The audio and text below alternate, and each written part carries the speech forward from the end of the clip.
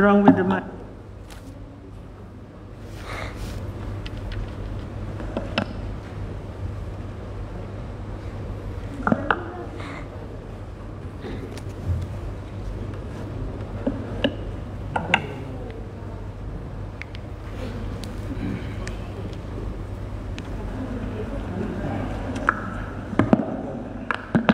Hello, good morning. Honorable Speaker, good morning. I hereby submit for consideration and approval of the National Assembly a supplementary appropriation bill for the fiscal year 2021.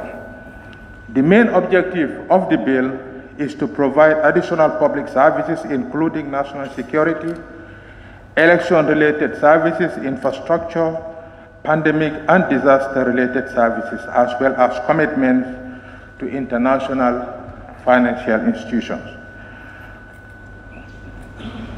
The introduction. Honorable Speaker, the legal requirements for the presentation of a supplementary appropriation bill to the National Assembly are detailed out in the 1997 Constitution and the Public Finance Act of 2014, Section 153, subsection 1 of the 1997 Constitution of the Republic of the Gambia requires a supplementary estimate be laid before the National Assembly for approval if the amount appropriated under the Appropriation Act is insufficient or that a need has arisen for a purpose of which no amount has been appropriated by that act. Furthermore, Section 30, subsection 2 of the Public Finance Act equally requires the minister to submit a supplementary budget to the National Assembly when substantial changes in the economic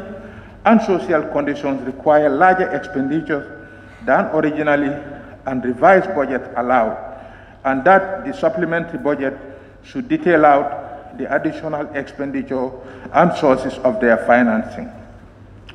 The global economy. Honorable Speaker, the emergence of the new COVID-19 variant has increased the uncertainty surrounding the pandemic. Nevertheless, the short-term outlook is stronger than previously envisaged, with global economic growth projected at 5.5% in 2021 and 4.2% in 2022.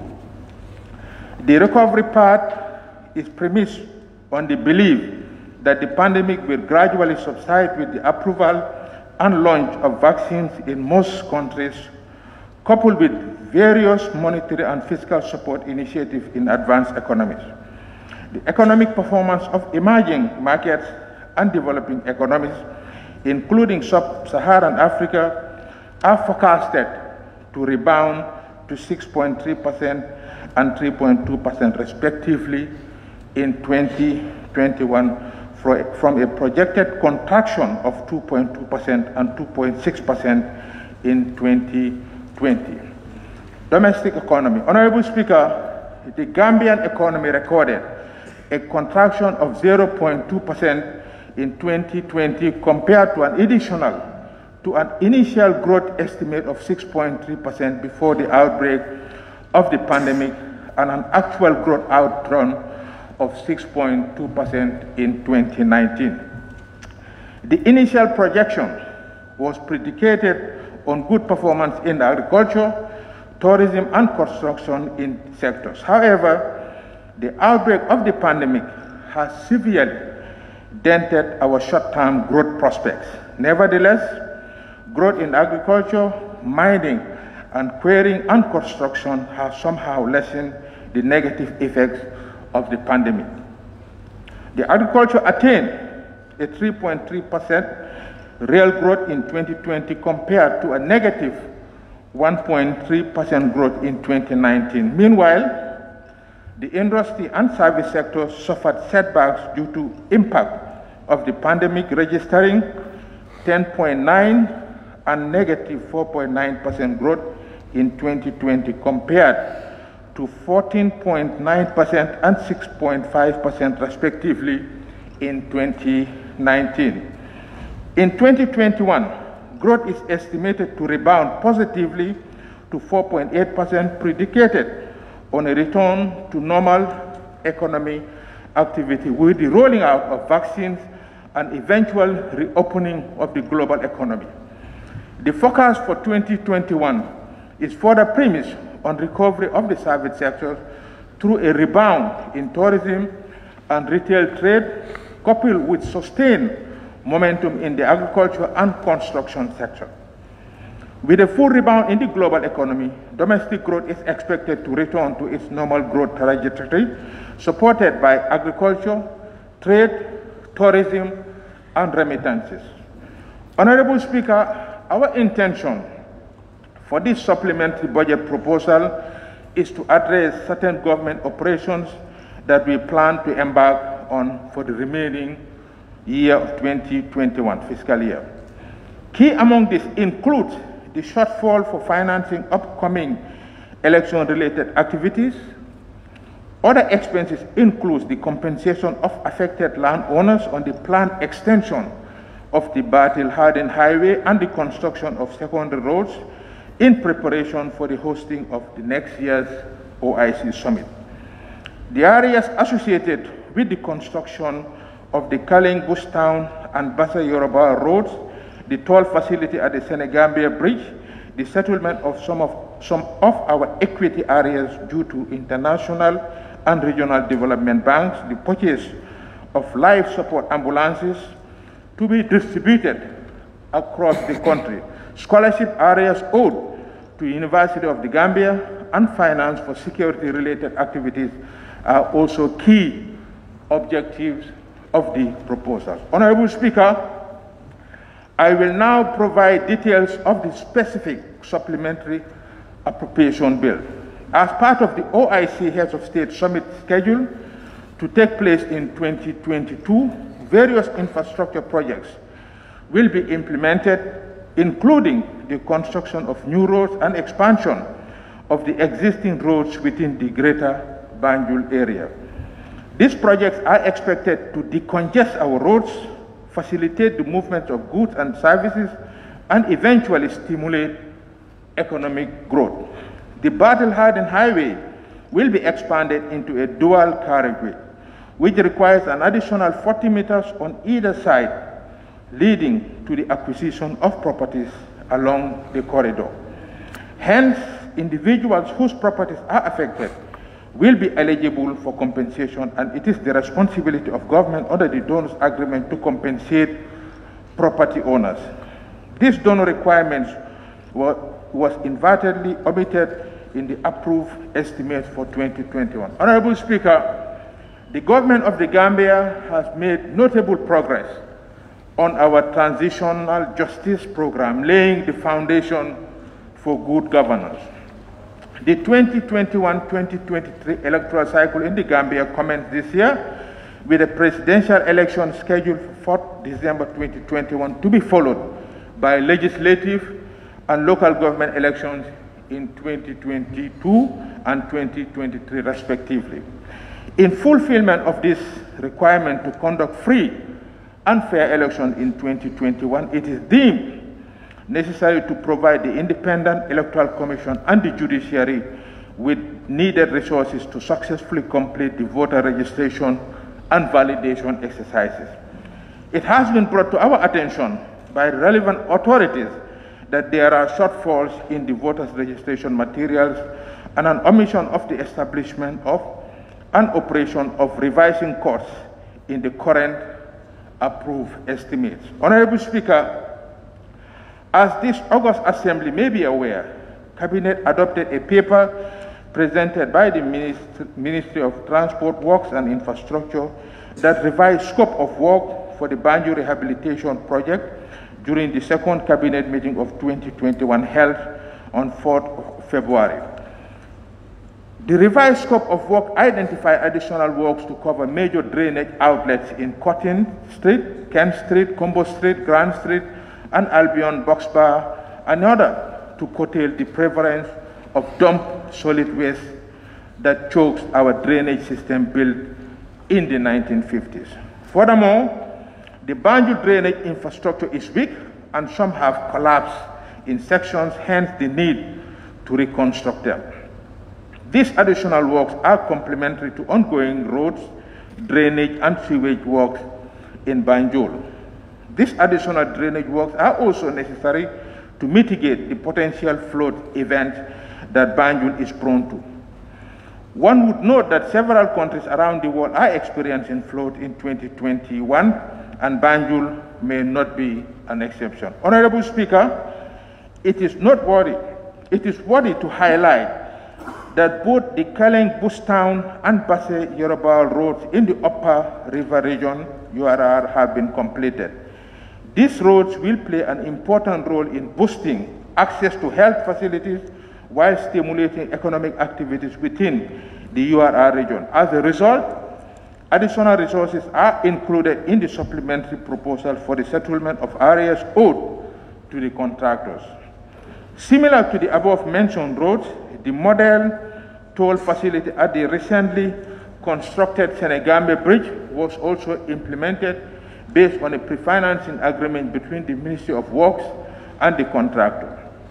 Government is currently using the facility, and the proceeds of the facility is being transferred to the Consolidated Revenue Fund to finance general government operations. Honorable Speaker, the country has accumulated substantial shares areas owed to the ECOWAS Bank for Investment and Development, EBID. It must be emphasized that this is an institution that we stand to meaningfully benefit from, especially in the area of private sector and rural infrastructure development. To maximize these benefits, we deem it necessary to commence settling some of our equity areas. In addition, we also owed substantial amount to the Islamic Development Bank as equity participation. Like EBID, the Islamic Development Bank is an institution that has over the years invested substantially on various sectors of our economy, including education, infrastructure, energy, and agriculture, and it is currently the largest external creditor to government. Honorable Speaker, the Gambia government owes the University of the Gambia areas of scholarship in excess of $100 million. The amount included in the SAP is to settle part of the scholarship areas owed to the universities. These are areas brought forward by the UTG as scholarships availed to Gambian students that are yet to be settled by government. Honorable Speaker, recently we have all heard of significant success registered by the Drug Law Enforcement Agencies in detecting and confiscating major drugs transported to our country on transit. These are laudable achievements indeed, and in order to consolidate and advance these efforts, we have proposed to increase their subvention and to support their ongoing drug law enforcement activities. Included in this SAP is an additional allocation for the procurement of military equipment, peacekeeping military equipment for the Gambia Armed Forces. These equipments are needed to support the United Nations peacekeeping missions in Central African Republic. The amount considered is equivalent to 10% of the contract price of the military equipment. However, once approval is granted, the outstanding payment balance will be settled from the income generated by the deployment of our troops.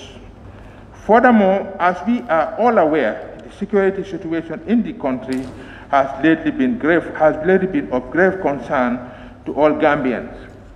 It is in this regard that the security sector, mainly the Ministry of Defense and the Ministry of Interior, have taken prudent steps to address this worrying threat of armed robberies and related criminal activities. To this end, there has been a drastic increase in surveillance and patrols across the country, with emphasis within the Greater Banjul area.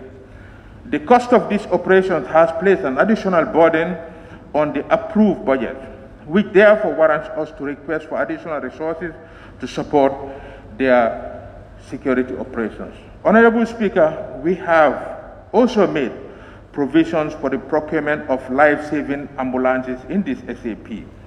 Given the importance of quick access to major health care centers across the country, the Ministry of Health would like to procure 70 ambulances that would be distributed across the country. These ambulances will thereby facilitate the timely movement of the sick and older persons in emergency situations and in hard-to-reach areas, and therefore provide a critical service.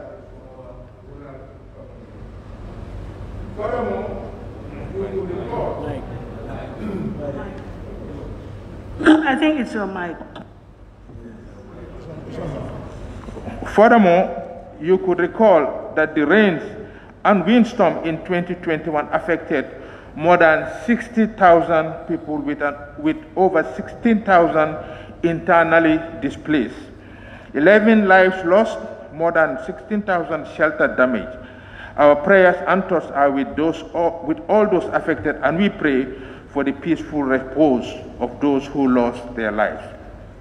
Meanwhile, initial response is currently ongoing, but additional resources are needed to ameliorate the lives of the poor and most vulnerable. Hence, funds for this purpose have been proposed for your consideration. Honorable Speaker, we have also received requests for support from both the Gambia Radio and Television Services, GRTS, and the Gambia Civil Aviation Authority.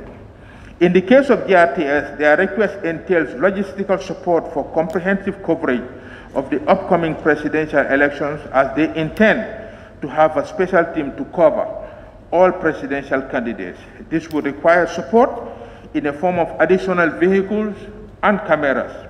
In addition, they also intend to conduct outreach programs leading to the general elections. Meanwhile, GCAA, which primarily depends on airport traffic as its main source of income, is still reeling from the effect of the corona pandemic. Even though their financial situation has improved compared to last year's revenue, are still lagging behind when compared to pre-COVID-19 era. The support being sought is mainly geared towards financing their recurrent and operational activities. Honorable Speaker, I am pleased to inform this august body that we will not be required to borrow funds in order to finance this supplementary appropriation. Cognizant of our debt situation, we intend to finance this SAP without borrowing. Honorable Speaker, in conclusion, going forward, it is our firm belief that national goal of sustained social and economic development while ascertaining the fiscal sustainability is certainly challenging but attainable nonetheless. We believe the chosen path is the most prudent way to achieve higher levels of prosperity while simultaneously avoiding debt crisis. Our fiscal policy will continue to be oriented towards sustaining the gains we have achieved over the years, whilst placing greater emphasis on building forward better from the impact of the pandemic. In essence, government remains committed to pursuing a green and resilient COVID-19 recovery that is people-centered and addresses the triple challenges of debt distress, climate change, and negative effect of COVID-19. We will also continue to strengthen the effective and efficient utilization of public resources to improve the well-being of our people. I wish to respectfully thank you very much, Honorable Speaker and members of this august National Assembly, for your attention and consideration. Honorable Speaker, I beg to move.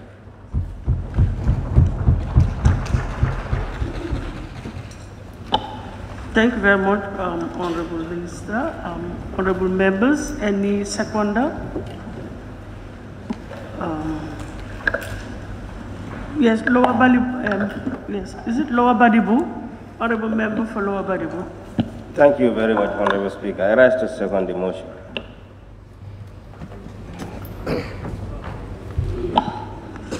Thank you. It has been moved and seconded that this Honorable Assembly do consider the supplementary estimates 2021. Those in favor, please say aye. Those not in favor, please say no. The ayes have it. I'll now open the floor, invite any honorable member who wishes to take part in the debate. Can you please just raise your tag so that table office can take down? Yes, Ilyasa, I can see your tag. Starting with Ilyasa, you take from that area. Yes, honorable member for Ilyasa.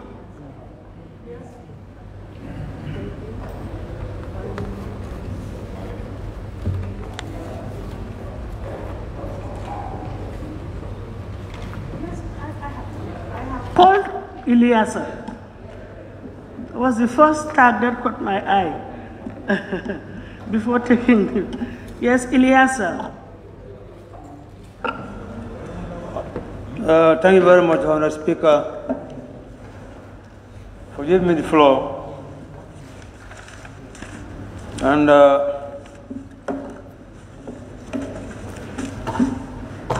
as I've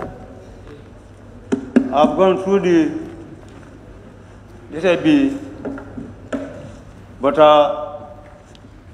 Honourable Speaker, if you go through the SIB, sometimes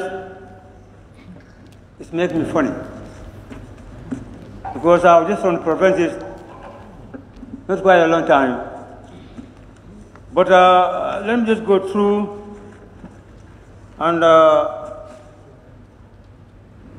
express my feelings or the area which I recommended. But I think personally, Honourable Speaker, I have totally reject this SAB, except 3 points. Of course, I endorse the IAC for using the amount of $18 million so that they will be able to conduct the election. And the Speaker, and also the armed forces, $1.6 million, which have been given to the armed forces, that one should be, that also is necessary. On the Speaker, on the side of the road, especially at Banjul, I think if you could remember, on the Speaker, we give them $4.1 billion. And I asked this Minister of Works and Communication to come and explain, and if possible, to give us data about this $4.1 billion. And it didn't come. So that being the case, before you talk about the areas, the Communications Commander tell us how much has been spent, and if possible, they can give us the data. Otherwise, I'm not in for it. On the Speaker, I am very disappointed. Why should we bring about $12.5 billion for deputy governors? While they are the chiefs at provinces, chiefs they are serving, they haven't even been the communication. Before concerning the deputy governors, we are going to try to at least to assist the chiefs throughout the country, so that at least they will be able to do their functions properly.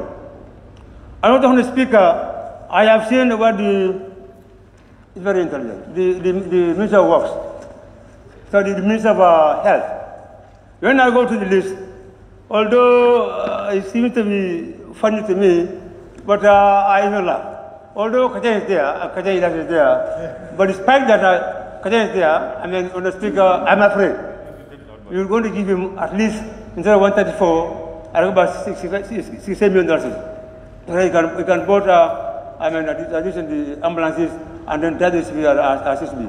But if you I cannot approve $104 million for Ministry of Health. On the Speaker, on the side of scholarship, that's genuine. Because without paying, University of Gambia, our young ones, they will never take the exam. That one also is genuine. On the Speaker, I have never spoken with the GRCS. How can you give $30 million on the Speaker? And the GRCS was dormant for the past 50 years. And they don't even think about it to upgrade the GRT and the television service.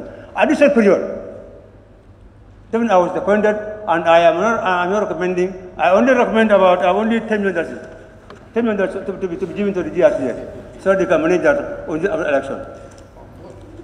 Honorable Speaker, and inside the finance, I was thinking that the Minister of Finance will think twice.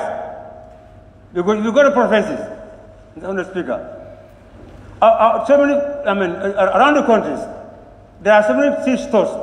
They are plated seed stores.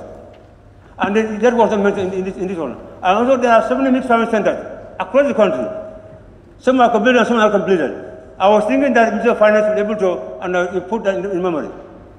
And also it's so unfortunate that he knows that the rights in this country, according to the social community in this country, they are very expensive. I was thinking that the Finance Minister is going to bring back the duty on rice, so that at least we'll be able to benefit the one we are losing. Because we have lost about millions of dollars as far as the rice is concerned. But it's not bad. If somebody who knows his province is not beyond sorrow, I don't think that they have more sympathy for the real people. Point of order, Honorable Speaker. Honorable Speaker. Point of order. Sit down, I'm your father. Point of order, Honorable Speaker. It's a point of order. I am not Point of order. No, It's a point of order. please, can we have order? Please, decorum. It's a point of order. Can you put your microphone off, please, Ilyasa? Your mic off, please. Thank you. It's a point of order. Let him refer us to the relevant authority, and Yes. then we will see. Clause Thank you. 29, subsection 4, Honorable Speaker. It says, it shall be out of order to use offensive and insulting language about members of the Assembly. And what the Honorable Member is saying, somebody whose consequence is not beyond sorrow. It is really offensive, Honorable Speaker. We have to be civil in our language. Sorry. Please, table office, can you just... Sorry.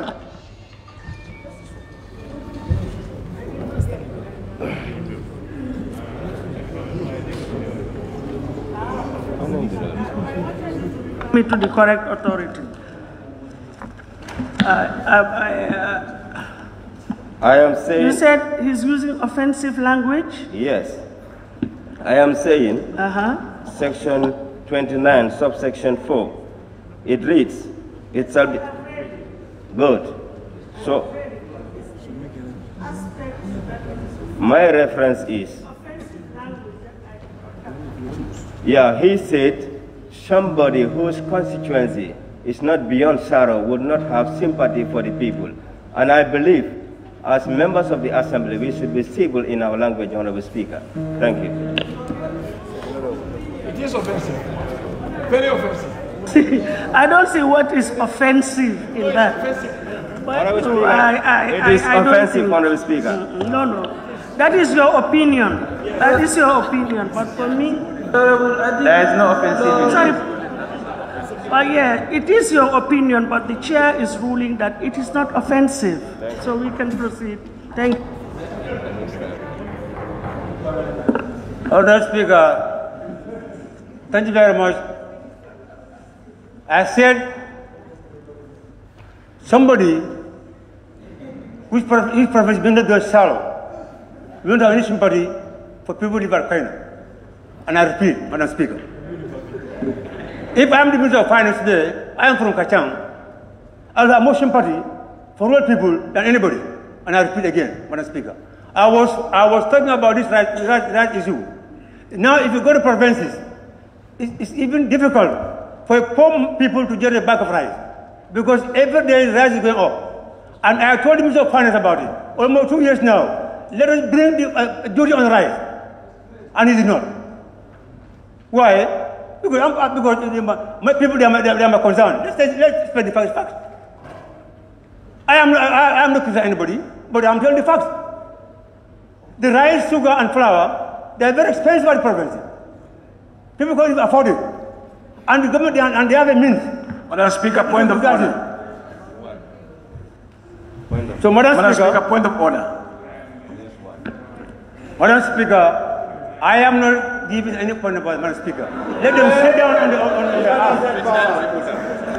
Honorable Ilyasa, the issue of the point of order is not within your prerogative. So please, can you go ahead? Madam Speaker. Yes.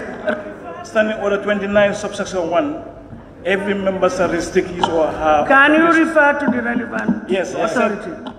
Clause 29, subsection 1, every member shall restrict his or her observation to the subject under discussion. The honorable member is swaying completely from the topic.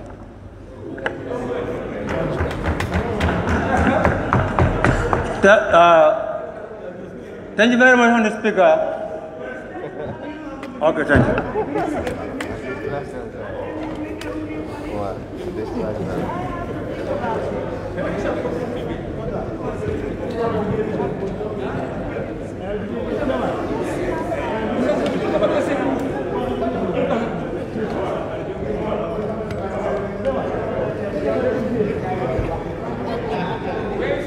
¿Cómo es la?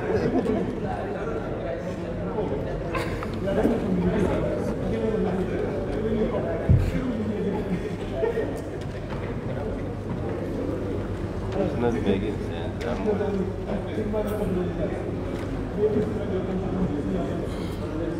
We'll try as much as possible, or honorable members, let us try as much as possible to get the restricted. But it may be very difficult because we're talking generally about the economy of the country, and it touches on almost everything.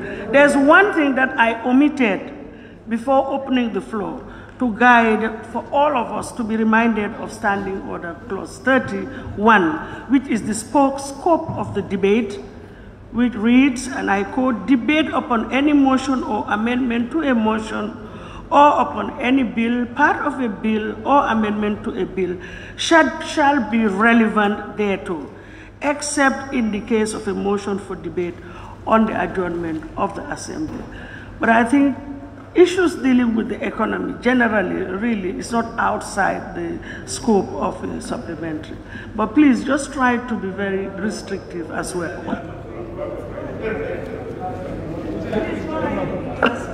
Honorable Speaker, thank you very much for giving me the floor again.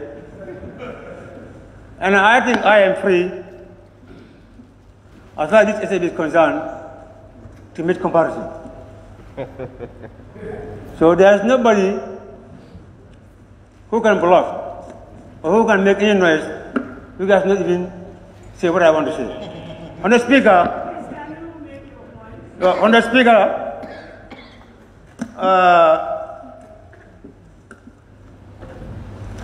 excuse me.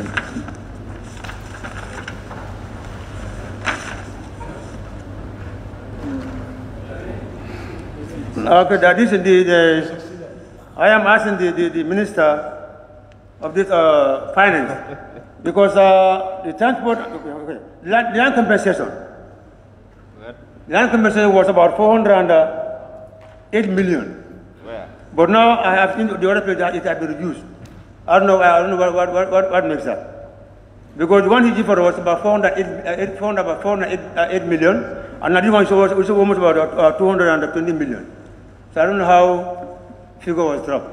So if that being the case, thank you. Thank you, Madam. Honorable Member for Banjul North.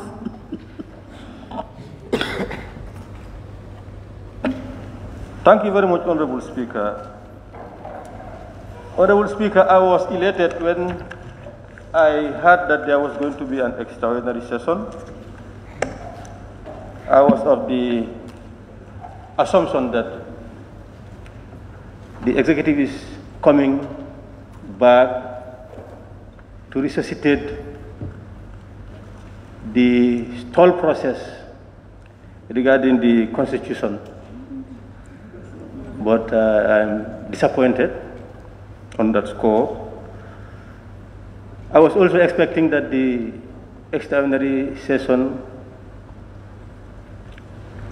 is going to deal with the present situation with regards to COVID. But that's not the case. As you know, COVID is really ravaging the country. And the health system is coping with a very difficult situation. So I was expecting that the extraordinary session is going to consider that as well. And also voting, that is the enfranchisement of Gambians in the diaspora. But all these three expectations have been dashed. But nonetheless, what is brought before us is equally important. That is supplementary appropriation. This is an exercise that is provided for by the Constitution, and as stated by the Honorable Minister for Finance and Economic Affairs, he cited Section 153 of the Constitution, which, with your permission, reads 153 supplementary appropriation,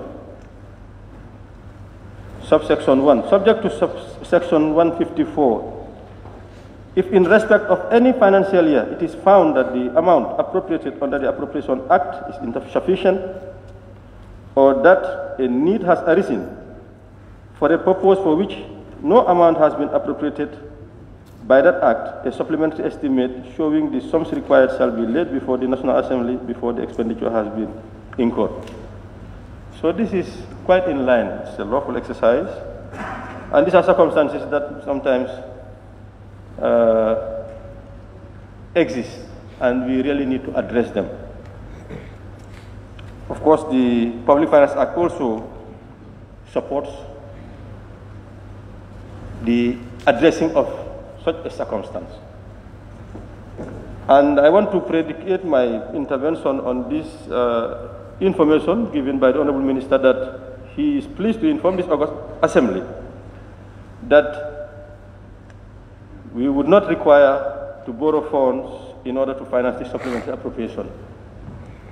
That the government intends to finance this supplementary appropriation from the 1.5 billion revenue generated from the payment in relation to the execution of a termination clause in the contract signed between the government of the Gambia and British Petroleum, BP. So this was also a headache, that if we are coming with supplementary appropriation, how are we going to finance it? Are we going to resort to borrowing? And this is good news that, of course, we have money to use. The question is where it is intended to be expended. Are there priorities? I think that's the, for me, I think that's the discussion, whether they are priorities. It starts with the judiciary, talking about 15 million for vehicles. I don't know. Of course, there is allocation for operating costs. And by the way, revising costs is a very important process in the electoral process, very, very key. We have just concluded the registration of voters, general registration of voters, and that process has to be validated. And it is this revising code that somewhat validates the registration. So it's very important for support to be given to the process, so that at the end of the day, we'll have a legitimate voter register, which determines a credible election, free and fair, credible elections. So it needs support. I support allocation to the revising courts. But I was expecting that, I don't know, for vehicles, do we need new vehicles? Those that are going to preside over the process, is it possible to at least motivate them, get more human resource on board, well motivated, so that they will do a very efficient, transparent, and credible verification of the voter register. I would have supported this rather than the vehicle. I don't know whether there are shortages at the judiciary But otherwise, if you cannot forgo vehicles altogether, can we make savings so that we'll get more people on board to fast-track the process as well, not at the expense of its quality work, but at least we need to conclude the process. So I believe that would have been a priority. Motivate the first-class magistrates that are going to be appointed and the judicial staff that are going to assist them, and whoever is involved in the process. With regards to the Independent Electoral Commission, I am not really keen for supporting IEC. I've said it here, and I'm not saying this for any opportunistic reasons. But Gambia was colonized. And when the colonialists first came, they have the conviction, not only conviction, but that's the practice, that Gambians were immature politically. So as a result, cannot determine their destiny. This led to the likes of Edward Francis Small championing the cause. No taxation without representation. This is how it came about. Enfranchisement. We need to enfranchise the people who are paying taxes to sustain the colonial order, the colonial government. The peasants were taxed. The workers in the urban areas were taxed. Businesses, everybody was taxed. And I mean, those who qualified at the time to be taxed were taxed. And those resources, who are going to manage them? Someone you are not in control of. This was the reason. That's why they fought for it until they franchised part of those living within the territory that they control. That is urban area, Banjul and the Kombo-Senmer area. But those who were fighting for our emancipation, our liberation, did not stop there. They were not satisfied. They continued championing the cause for every Gambian of age within the territory of Gambia to be given that right to determine who controls their resources. And we were able to attain that in the 60s. The franchise was extended to the protectorate, to the rural area. And what I've seen happening now, not allowing the Gambians in diaspora to be registered and participating in elections, is similar to that. It's disenfranchisement. For the colonialists, one can permit. But for us, our own compatriots, it should really be unacceptable. And I'm not, as I said, I'm not doing this opportunistically. I'm not expecting any vote from any member of any Gambian in diaspora by virtue of this intervention. I believe it's my duty to ensure that rights are guaranteed and it's their right to participate in the process. It's not late. They are talking about IEC is asking for $80 million for application software, system and licenses. What about registering Gambians in diaspora? Why are Gambians in the diaspora not registered? So for me, as I said, I'm not keen, although I would want the elections to proceed. But I would really want these resources and any other resource that we can save here if we engage in horse trading during the consideration stage of the bill. If there may be savings, we can see how the process can be funded so that they will be registered for them to participate in the elections, particularly presidential. Even National Assembly, it may be cumbersome, there may be challenges, but they are not insurmountable. Other countries are doing it. I'm not saying that other countries who are less resource than Gambia, because I should not say that. But other countries, particularly our neighbors, all our neighbors are doing it. Their citizens, even within the sub-region, participate in their elections, including those who are far away, in Europe, in the US, in other parts of the world. And Gambia can do that. Why? What is the fear? I've not seen the keenness. And I would really implore on my colleagues to really support this process.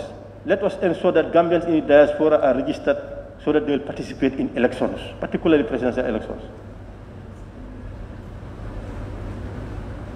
Minister of the Interior, drug law enforcement, yes, you've seen, you've heard some countries that have been tapped as narco countries in the sub-region. I just don't want to be naming names. It's not protocol, particularly from someone who is representing a country at this level. But it is good for officials who are engaged in such exercises, and we know how drugs, illicit drugs, can distort economies, can generate crime, can lead to health implications, even death of those that are engaged in its use, in its abuse, rather. So I would support the personnel to be remunerated. But what I've also seen, the Honorable Minister is here, is that I've seen that they are busy, drug law enforcement. I have no objection to what they are doing, but what I've seen is that they are most busy in street corners, running after young people who are unemployed, sitting in street corners, drinking attire, and doing their activities. I think we also need to revisit that. The young people are really captives of a reality that they are not generally responsible. So I think the approach also needs to be revisited. They need to be well remunerated. They need to engage in preventive law enforcement or drug prevention, rather than running after these young people in street corners. That's what I have seen generally. So I would support any support given to the agency and its personnel. But I'm really concerned about what they are doing with the young people.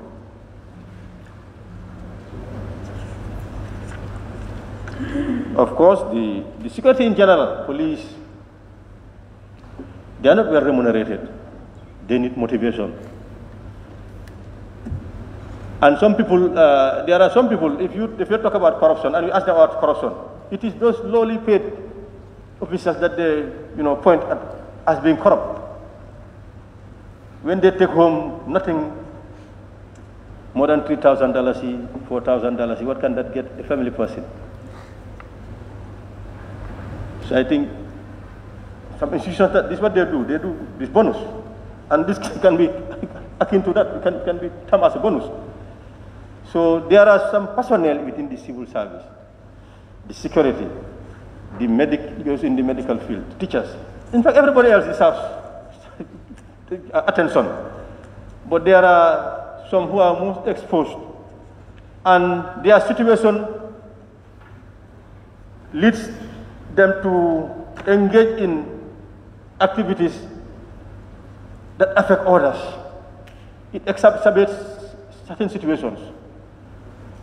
So I believe the police could have been, the security in general, these are instances when they can have something like bonus. I don't know what the Minister of Finance would say about that.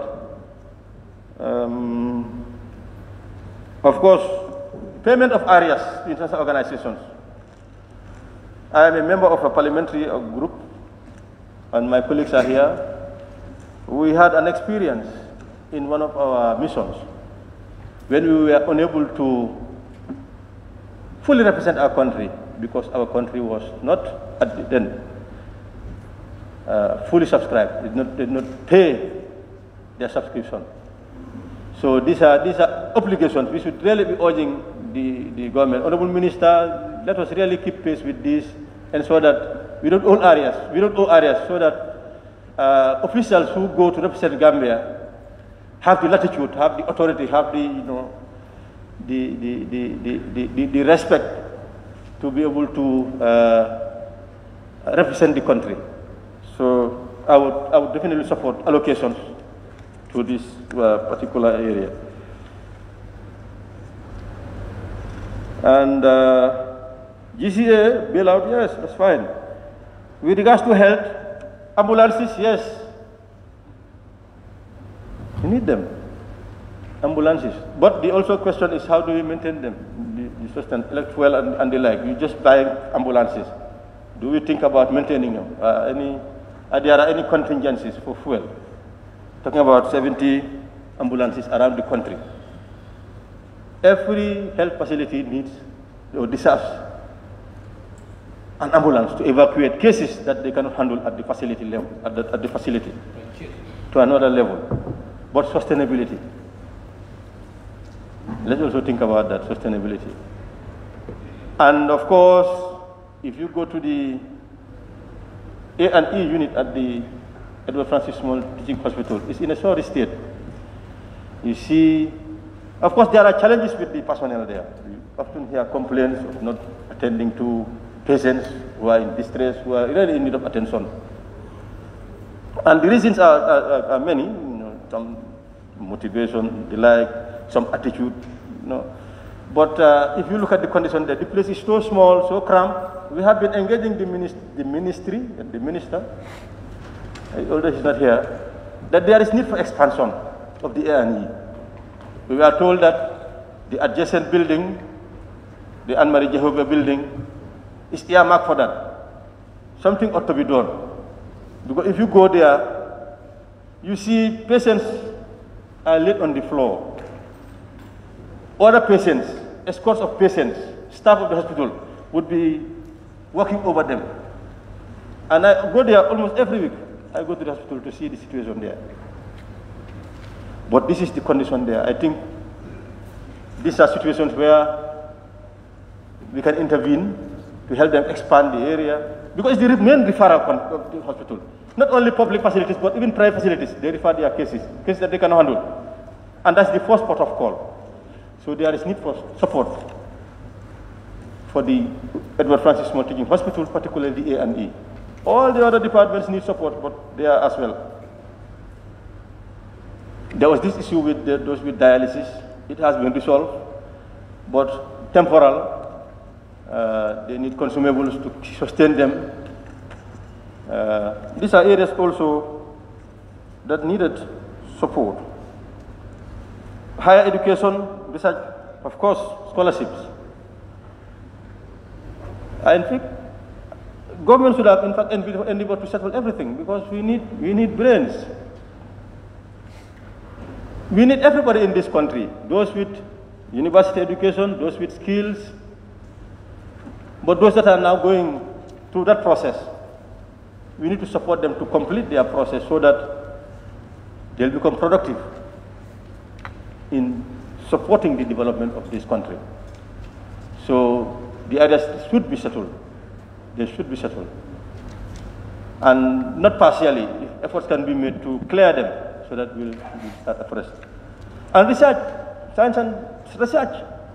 We need to invest in research. The UTG needs to be well funded, well subvented. On GRTS, yes, coverage is fine, because we are now getting into a critical period where the Gambians should be assisted to be able to make informed choice. And the media is critical in that, particularly the public media. So they need support. I have no objections with support being given to GRTS. The peacekeeping, yes. We need a sizable, well-trained professional army whose role would be to be supporting the development process of this country, but also supporting if there is need, like crisis outside, peace intervention. So supporting them also is something that I welcome, so that at least they'll be able to, those that are deployed, additional income to support themselves and their families. Purchase of vehicles for governors. Why vehicles?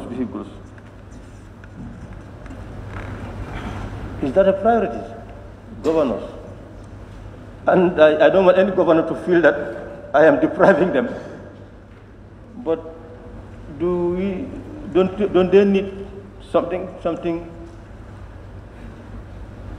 better than this to support them in their work? It's up to the minister. You want to observe me? You want to observe me? Okay, no problem. Member, thank you very much for giving me the chance to observe you. If you are on page 3, are you having the same documents? On page 3, number 16, I think it's deputy governors.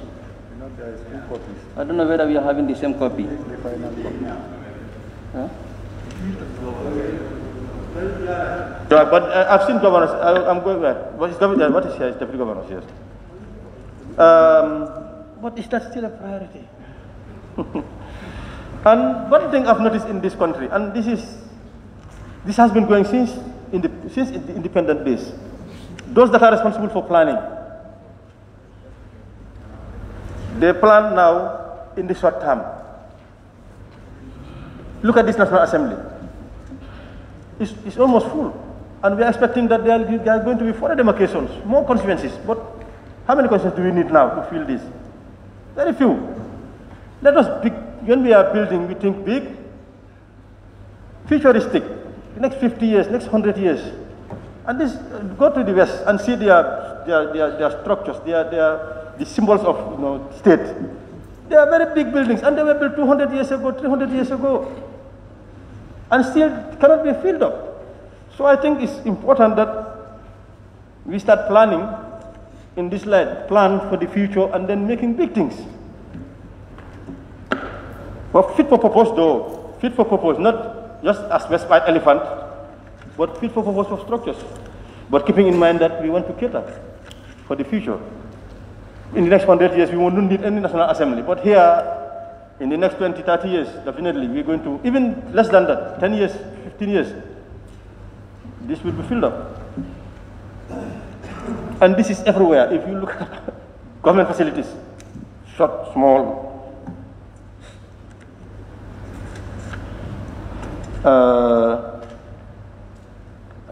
about defense, roads. I don't know whether the Minister of Works consults with NDMA. Of course, I've seen some roads being catered for in URR. There are 2 key areas in URR. If there is no intervention, there's going to be disaster if there's any heavy rain. That is the intersection at Basekaba Kama, the new road. We've been there, our committee has been there. The road is, to our layperson's perception, poorly constructed, not catering for drainage. And the other one is Sabi. They have a facility there, private initiative built a facility there, health facility, but there is no culvert. The road, if it rains, in fact it started, it pulled down their fence, and if there's any heavy, and as you know, flash floods now with climate change, the vagaries of the weather, they are now very frequent. And that also takes me to engaging in prevention. How do you prevent disaster? They don't plant trees. If you go for communities now, at a distance, you can see all the houses in a community that you're facing. There are no trees, no cover, and these are windbreakers. We need to encourage communities to be planting more trees to counter these climate change challenges, to address the challenges rather. So these two places, they are hotspots. I believe something should have been done. Either go intervene, talk to the contractors, and I understand the communities, we are engaging them, but they're adamant, they're sticking to what they want to build there, not taking cognizance of what the community is telling them. They live there, they know how it affects them. It has been affecting them, and it will continue to affect them. So those are things that we need to really address. I don't know whether giving allocations or going and intervening, asking the contractors to at least change what they are doing there. The Banjul project,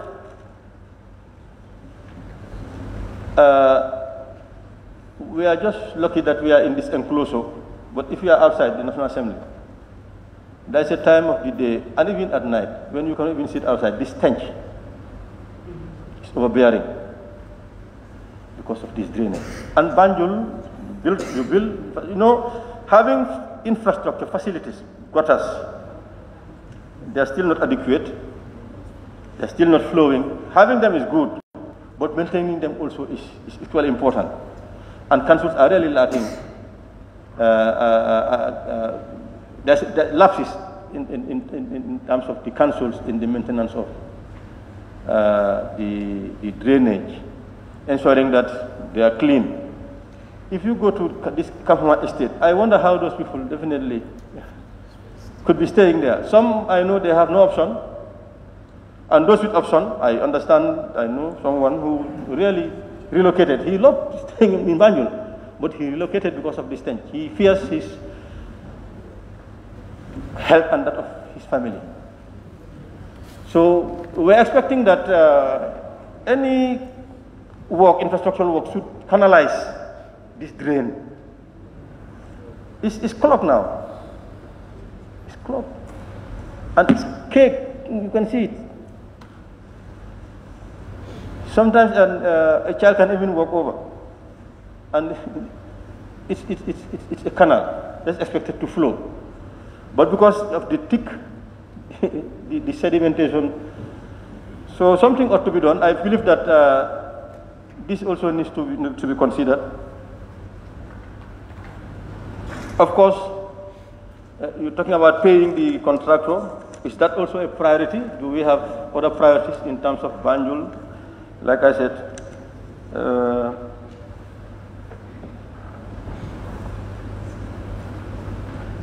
Senegambia Road, the OIC, I'm sure the government is equally concerned. They are even aware, they are more aware of this than myself, that if we start work on the Batil Harding,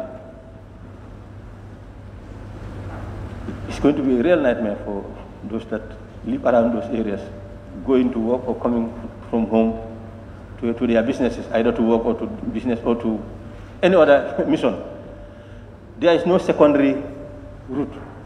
Has that been catered for?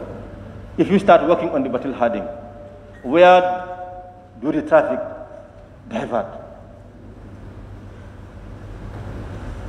So that's a challenge. It's a real challenge. It's going to be a real nightmare. Even now, people sometimes take 2 hours to get to their homes. 2 hours, sometimes 3 hours to get to their homes. Yeah, 3 hours, yeah. So there should be consideration in that light. I think I'm coming to the conclusion of my intervention, that as I said, I have no problems with this. If SAP is provided for by the Constitution, I'm in support of this. But I'm equally concerned that we need to prioritize. And I think if we put heads together with the support from the Minister of Finance and the other ministers who are here, we might be able to juggle and then give priority to where priority is deserved. On that note, Honorable Speaker, thank you. Much, Honorable Member for Jimara. Thank you. Thank you very much, Honorable Speaker, for giving me the opportunity. Honorable Speaker, I don't hear the Honorable Minister of Finance talking about the new vehicle which is allocated or which are to be bought for the deputy governors in the region. Honorable Speaker, GRTS. Honorable Speaker, GRTS is a very important institution which should be really helped. And GRTS being only the state broadcaster in the country, I think this National Assembly should really look into increasing the amount which is allocated for them to get equipment so that our electorate will also listen during the election and after election. Honorable Speaker, giving them that amount, I don't think it's going to be a problem. But the issue is, the Honorable Minister for Information is here. I think he will make sure that after giving them the amount, all opposition political parties will be given equal opportunities like the political party which is in government, but then not giving them the amount, and that money, the TV or the radio will be only used by the party which is in government. I don't think that will happen if they are given this amount. Honorable Speaker, I think that's my contribution. Thank you very much.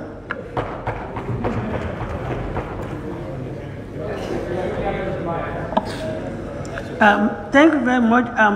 Upper Fuladu West. Yes, Upper Fuladu West. Sorry, I saw a tag somewhere. Okay, it's Central Baribo. Yes, thank you.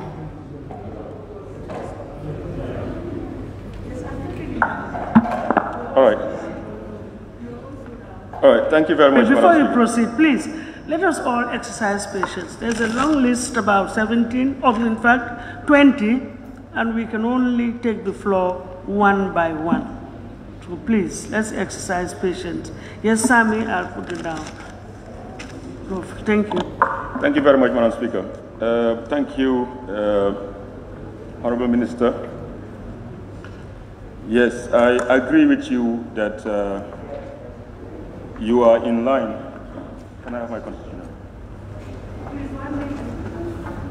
You are in line legally to present before us a supplementary appropriation for 2021.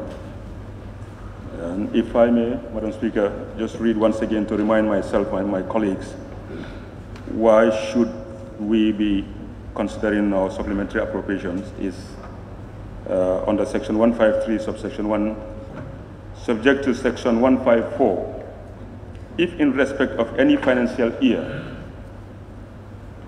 it is found that an amount appropriated under the Appropriation Act is insufficient, or that a need arises or has arisen for a purpose for which no amount has been appropriated nor by that Act, a supplementary estimate showing the sums required shall be laid before the National Assembly before the expenditure has been incurred.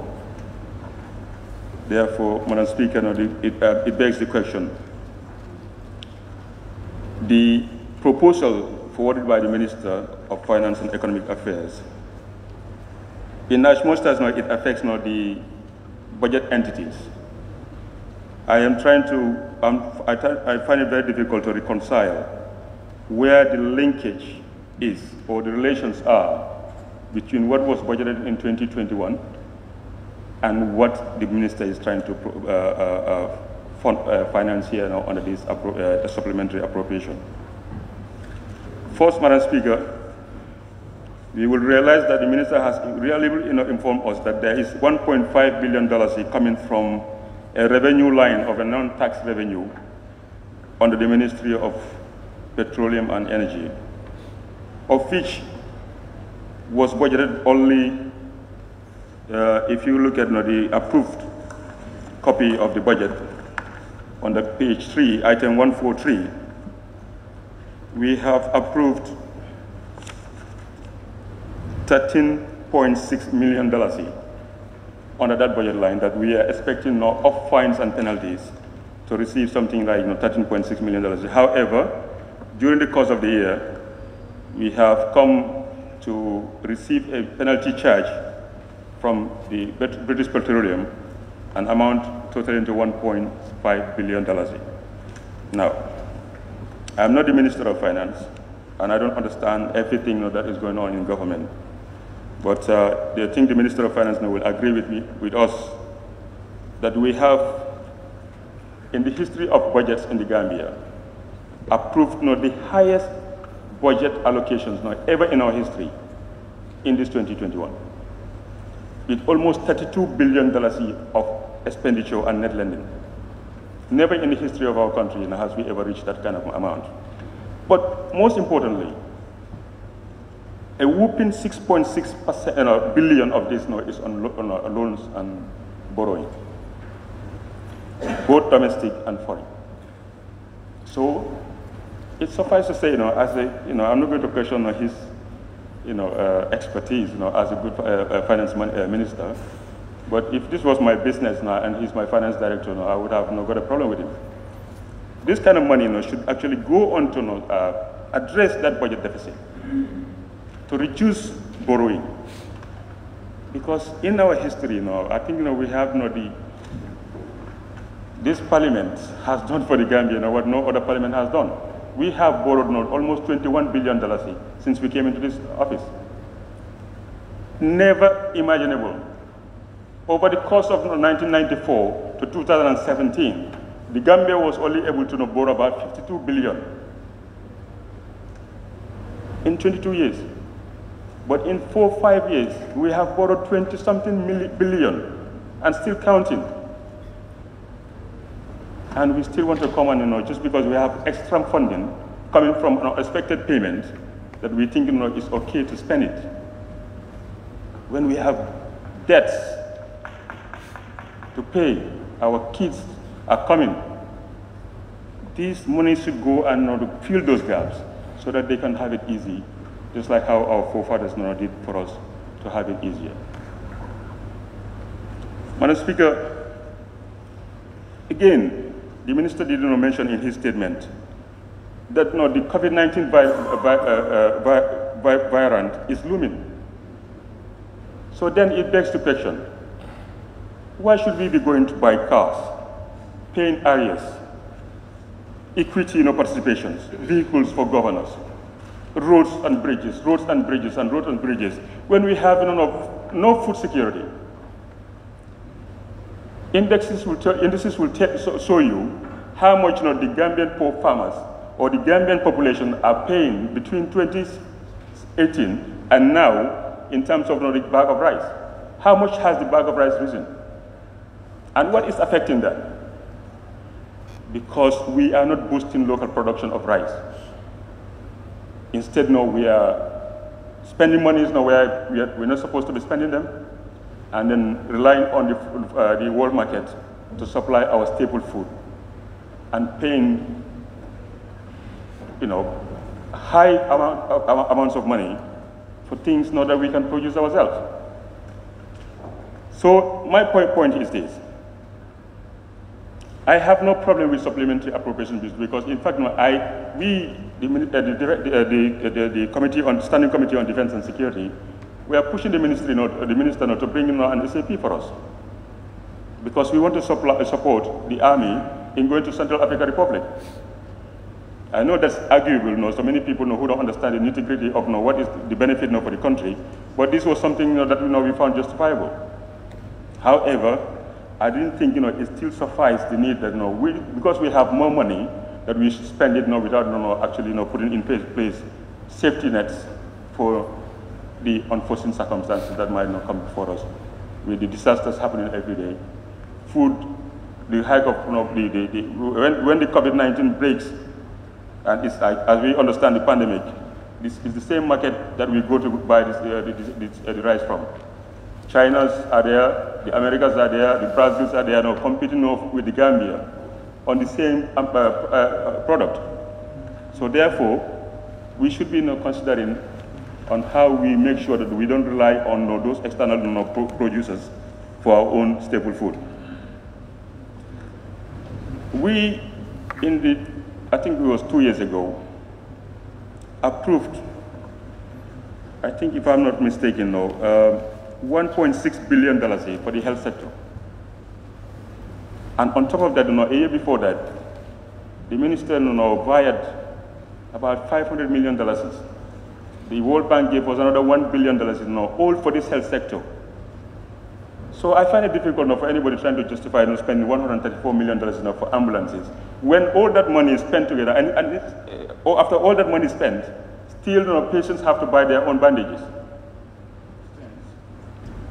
Patients have to buy sometimes their own gloves at the same hospitals that we are pumping all this money into. So who can justify for me that spending this kind of money would actually address anything in those hospitals? It's just, to me, something that we can wait for. We have just approved, like I said, $32 billion is just 6 months ago, or 7 months ago. I don't think that money is exhausted. But just because the minister has no extra money, to him, it's like the Greeks, spend your way out of recession. Not save for the tomorrow, because you never know. No, I think, we should be looking over the pennies. We should tighten our belts, save these monies, and release our dead body. I don't think, it is fair for us to spend these monies on these items that are identified here. Madam Speaker, if you just allow me 1 minute. The Ministry of Works, Ministry of Transport, Works and Infrastructure, areas to contractors, areas. I mean, the COVID-19 is looming. The rains are coming. We don't know what disasters are going to happen. You want to pay areas on things that we can actually put in the 2022 budget. Why? Again, roads and bridges, areas, auto contractors, land compensation on a job that is not going to be done this year. Because no matter how much money you compensate for the people on the Battle Hardy Highway, these roads are not going to be because like Honorable Member for Banjul North is saying, before you can touch Battle Hardy Highway, you have to address the secondary roads first. So there's no need to spend these monies now. The list goes on. Ministry of Finance and Economic Affairs, contribution to international organizations. Again, these are not things that we will be penalized for not spending. We will not be penalized. Centralized services, contingency and other charges. We have just given the minister, just 7 months ago, $300 million for this budget line. And now he wants us to give him another $209 million. What for? Contingency, centralized services. When the hospitals are struggling. Anyway, the point here is, as also mentioned here, there is nothing in this proposal for me that addresses the needs of the Gambia right now, it's particularly food security. Secondly, the health posture of the Gambia right now. Can the minister tell us that if we release some of these funds to him, can the Ministry of Health go and make sure that no Gambian have to pay for bandages going to our hospitals? No Gambian have to pay for go and buy gloves at the pharmacies to go and not get cured from the hospitals. Where is the trade for the youth empowerment? No youth is factored in this SAP. When they can be used now to actually boost the horticulturists. You go to the tujerings, you go to the other areas. Youths are involved in animal husbandry, sheep fattening, but they are not even identified by the government. These kids can be empowered under this kind of funding. And most importantly, not diaspora voting. This is not in political now, but it's a fact. It is a fact. If the minister, because I still disagree with the minister, that no, we did not approve the diaspora voting or registration in the last budget. We have. I went to the IEC and sat with the chairman and the vice and Mr. Njai, Samuel Njai, and they have told me categorically clear that everything that is budgeted for 2021 is being catered for in our budget. I even asked them because I thought maybe there is they need more funding for the parliamentary election, but they said no, that is going to be in the 2022 budget. But as far as their timetable is concerned, the diaspora was supposed to be registered between the 1st of July and the 31st of July, without any fail, and the money is there. So when the minister came to say that no, there was no money enough for diaspora no registration, I was like, what? How come? Number two, if that is not the case, if at all there was no funding, for some reason that money is wired, now is a good opportunity. Now you can actually factor that in this SAP. And we go ahead, there's nothing stopping us. It can be a hybrid system. The diaspora can vote by paper ballot. So those challenges can be addressed. But it's a right that should not be denied. By this particular, in this day and age, 21st century we are in. You want to not deny Gambians just because they're in a different locality, the right to vote. So,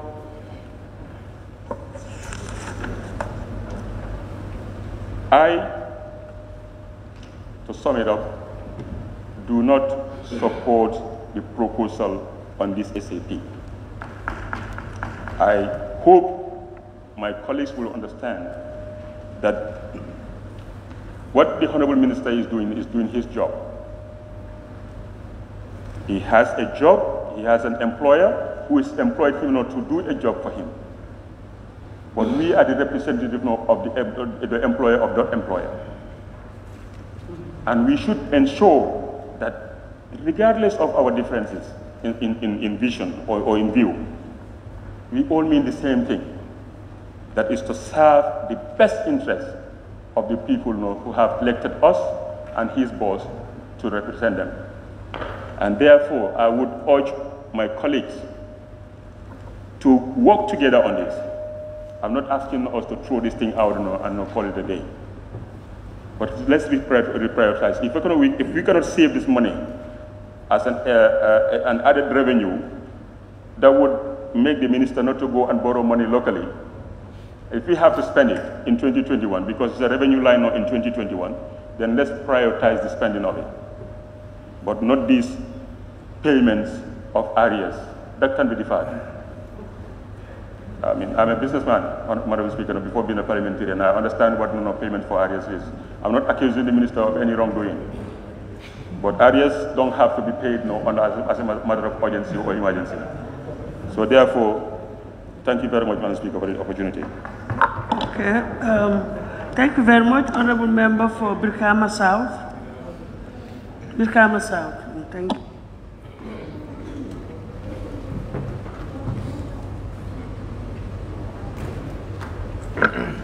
Thank you very much, Madam Speaker.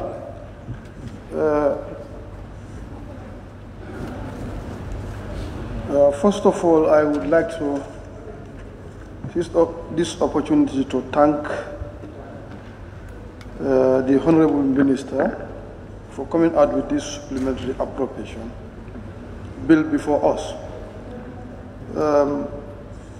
Before I go further in my debate, I would like to the Minister to make some clarification with regards to the source of this revenue. Like initially during our bilateral, we had a discussion with the Minister where two sources were given to us. One, that is 338 million, that is coming from EU project support, but the Minister categorically made it clear that they have withdrawn that. Like the other source is penalty charges incurred by the BP for withdrawing their launching at a tune of 1.5 billion. Honorable Minister, I would like to ask this question, whether actually this money is in possession, is in your possession at the moment. And if not sure, when actually do we have a time frame that before the end of this fiscal year, you will be able to get this thing so as to implement this project? Because it will not be ideal for us to approve this thing when you are going to get this money in 2022. Like we are told, you received some agreements with them, but the actual physical cash in the consolidated fund, this is where my worry is whether we'll be able to get it. Secondly, Honorable Minister, we have some areas of concern. If you look at it as highlighted by the previous speakers, I'm not in support of, in total rejection of this thing, but there are certain areas we need some explanations.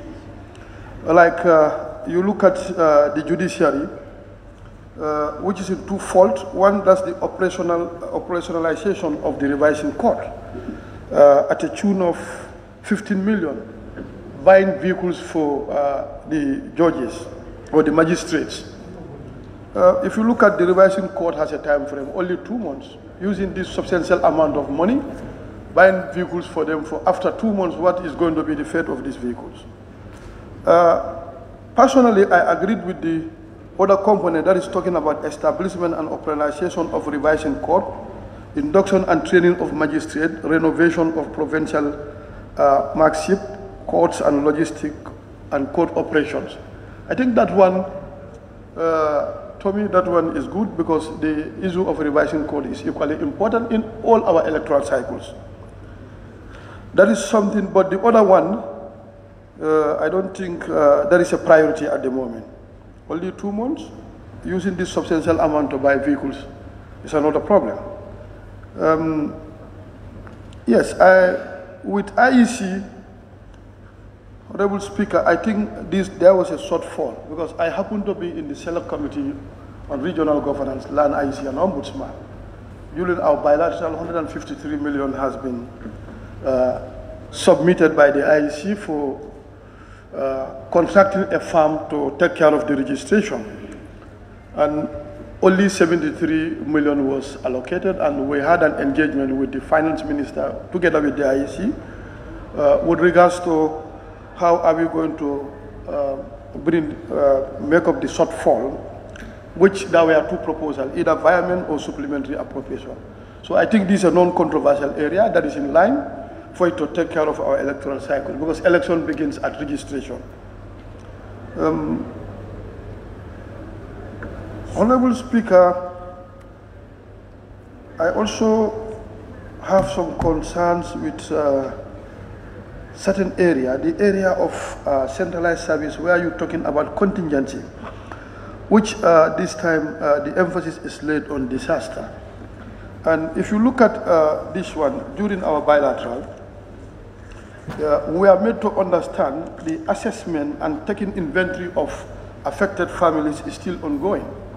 So as during our bilateral, we were told that we have 4,626 families that are affected currently, that are registered with the NDMA. But my problem here is what is allocated for this particular area, 209,374,000. And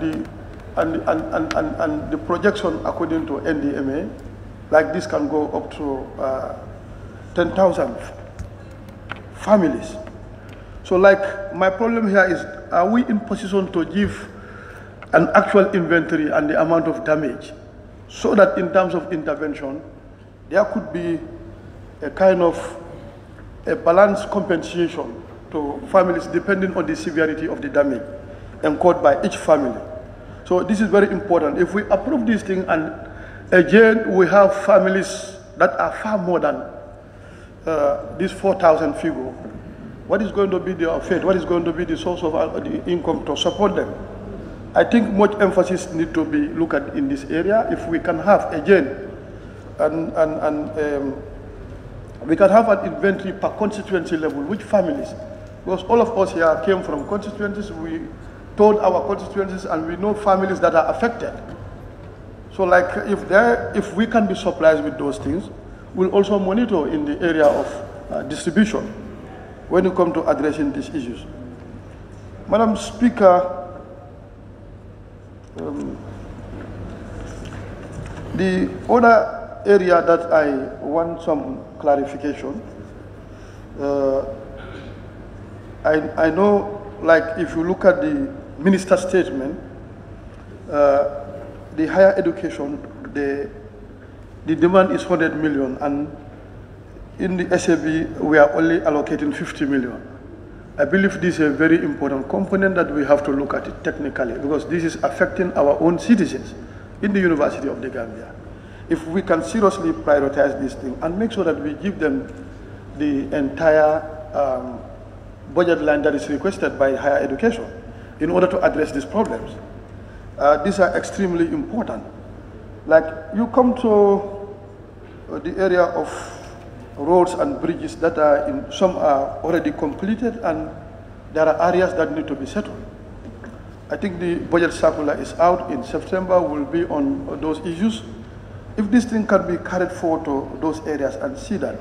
Because one fundamental thing we need to understand, even whereas this 1.5 billion is in the hands of the, is with us at the moment, we have to look at it, how do we judiciously utilize this money and reserve some for the next year? Because the emphasis, according to the minister report, the issue of the pandemic is still unpredictable. We don't know when it is ending, and the intended budget support is very scarce at the moment. What do we do with this situation? If we have everything and use it right now, next year we have a problem. The problem here is there is going to be emphasis on the tax and non-tax revenue to be collected by GRA. That is going to be a problem, putting more pressure on this, and this impact on our basic commodities, the price of the basic commodities, which are bigger problems. This is a major challenge. Like you look at this storm, and we are still in the rainy season. If before the end of the rainy season, may God forbid, there could be other disasters too. So all this needs to be factored. Instead of using the entire fund on other areas, to me, that are not even a priorities. So these are some things that we need to factor. We are still in the rainy season. We don't know what is coming on our way, so we have to look at it. Like the issue for disaster, even if we can add that, depending on if we are going to be supplied with that inventory, so that we can apportion per family and per individual. I think that would be, that will really save us a lot of things. Honorable Speaker,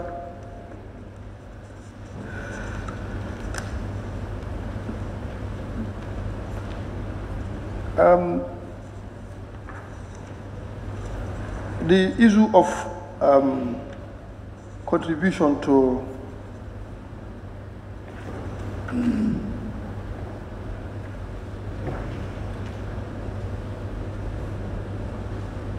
yes, no, before that, Madam Speaker, as highlighted by the previous speaker, the emphasis on the military equipment for the defense sector. I think this one, to me, is a priority and it's a very important area. It is a way of another productive sector of helping our own men and women in the uniform, more especially the army. We all understand very well this will bring in a lot of income as far as these things are provided, and our people will be opportune to go on peace missions to help them. But also, I want the finance minister to work with the Ministry of Defense to look at certain gaps that are within our own country. These are big problems. Look at the security installation, more especially the army in the country, particularly our border security posts. They are very fragile and vulnerable. So we need to help this particular sector. Probably investing in this area will bring in more income so that that can be a kind of a revolving fund to help build our security installations.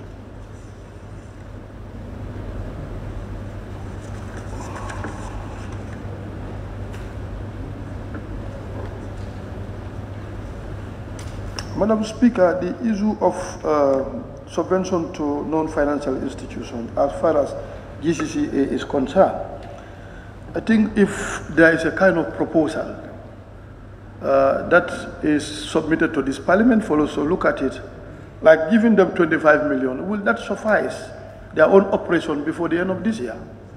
And I know COVID really affects this particular sector of the economy, but how do we actually ascertain that giving them this 25 million will help them?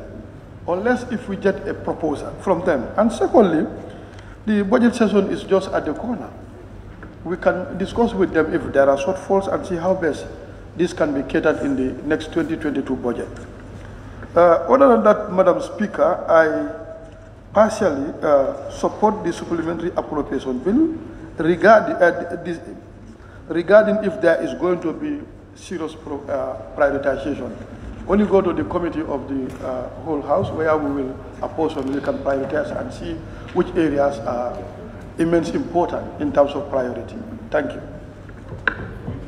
Yes, Honorable Member for Serekunda. Thank you very much, Honorable Speaker. Honorable Speaker, there is development policy and there is development practice. We are just simply debating policy, but then considering practice. The supplementary appropriation is premised on a constitutional requirement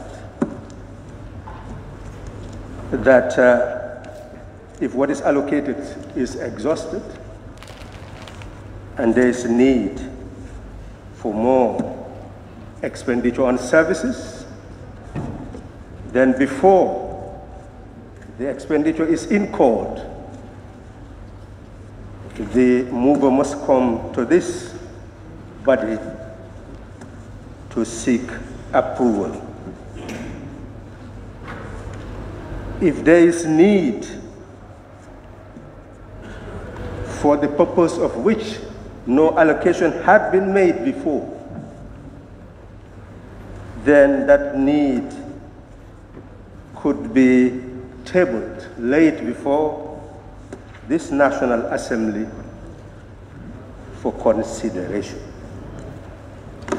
That is precisely why the Minister of Finance is here before us to lay the estimates for the supplementary appropriation being sought to carry out the certain expenditures that are before us. Prior to doing that, he has emphasized three key challenges: debt distress, disaster distress,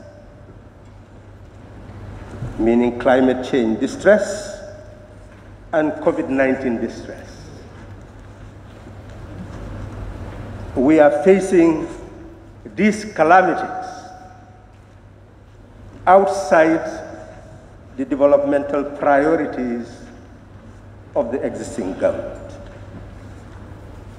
Whether those developmental priorities are correct or not, well, that is the debate between an existing government and those who wish to replace that government. But the issue of development practice is about the existing government and its priorities. We can challenge them, expose them to be incorrect, but that's the debate, which is national in scope and meant to shape mindsets in order to make decisions as to which government to support and which not to support. But our business here is to do what we are elected to do. We have authority to scrutinize what is laid before us and agree or disagree whether what is laid before us is in the enlightened interest of the people or not, based on the circumstances, based on the context. Honorable Speaker, generally, the Minister has informed us in his statement and previous statement laid before this National Assembly or provided to the members of the National Assembly that what we approved was being and is still being executed. And by March 2021, 3.8 billion had been spent. He said 5% less than the previous year. He had indicated that 1 billion was spent, 51% on personal emolument. But the key other drivers would be capital expenditure and debt service. And we can see that debt service is actually increasing to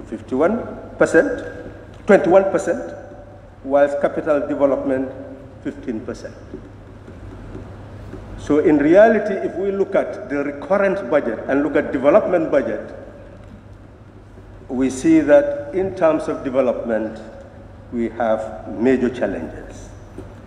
And it is because of the restructuring of the debt that had given rise to even the type of percentage that we have, the 21%.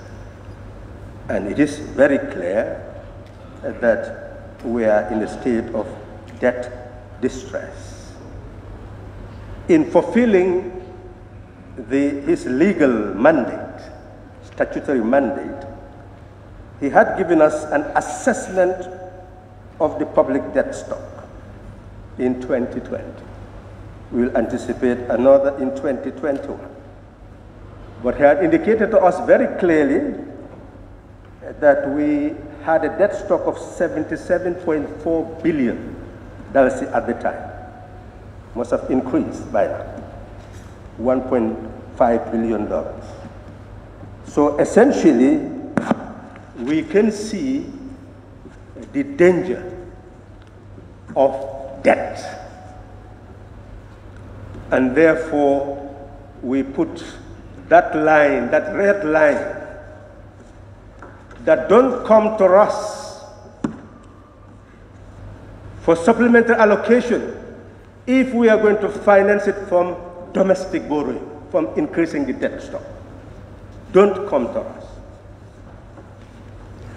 Honorable Speaker, the Constitution and the Public Finance Act makes it very clear why the minister and how the minister should come to this National Assembly in terms of supplementary allocation. The Constitution says don't incur the expenditure before coming. We have to gauge whether what is provided here in terms of expenditure has already been incurred. That is the first line to be drawn in our scrutiny.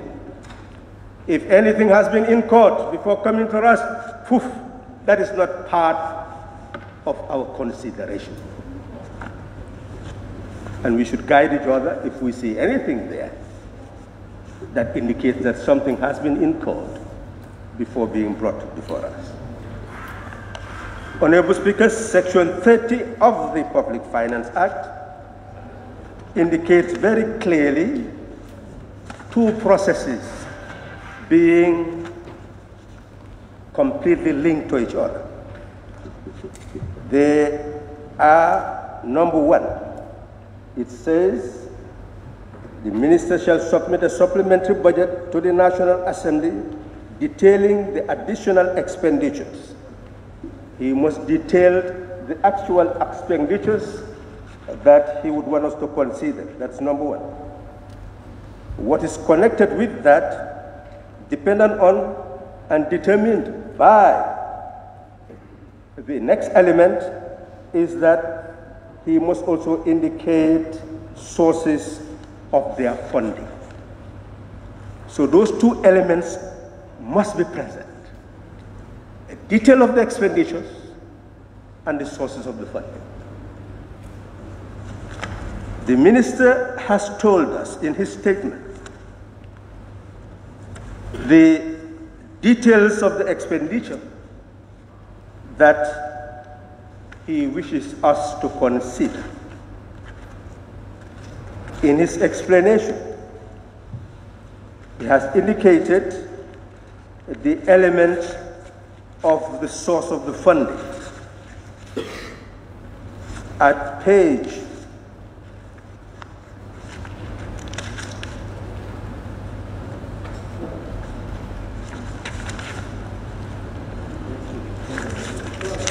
'Yes, At page 12, he has indicated to us, paragraph 47, that cognizant of our debt situation, we intend to finance this SAP from the 1.5 billion revenue generated from the payment in relation to the execution of a termination clause in the contract signed between the government of the Gambia and British Petroleum.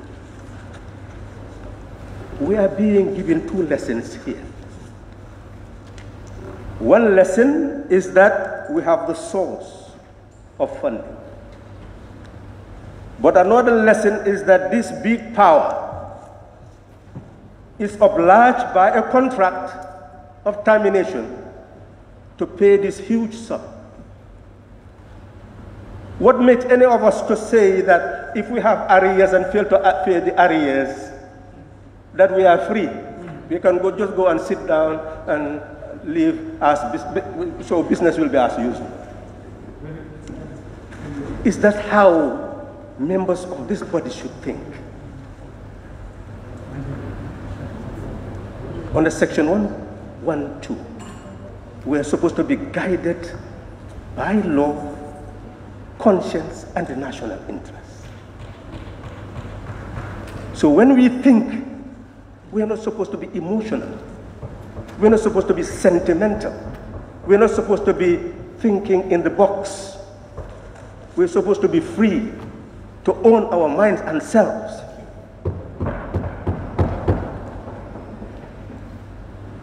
I'm not attacking anybody. I thought that I'm leaving a legacy here. I'm leaving no legacy, Honorable Judge. I'm just here. This was a period where we should be learning from each other to know how to do our job. We are doing a job. And we should do so with efficiency and effectiveness, Honorable Speaker. Honorable Speaker, it is very clear that these two elements on which our consideration should be situated are present: expenditure and the sources of funding. So what we need to do is to scrutinize what constitutes the expenditure which we are being asked to approve, so that ultimately it becomes the appropriation bill that we should pass to become law. We are told that the judiciary would need vehicles dealing with the revising courts. The judiciary is under-resourced. Magistrates are getting in the same transport with people they have convicted. What can be more dangerous than that? Magistrates traveling by public transport in the provinces from their courts to come back home or to go back to carry on their activities. Even if we did not have the revising courts, this is an opportunity to remedy a problem.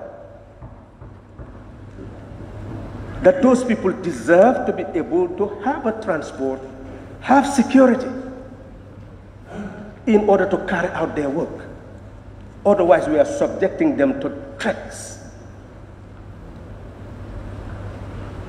So therefore, if a proposal of this nature is given, who among us will reject it and still believe that you are serving the national interest? Not me, anyway. You may, but not me.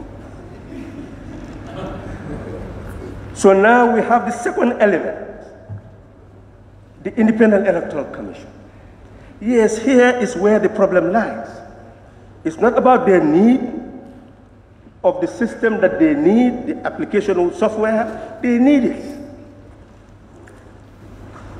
They have been given the responsibility to pass their need to the executive without tampering. So this is not from the executive, it's from the IEC to us indirectly. And the reason why the Constitution did that is so that the executive will not have any control over them.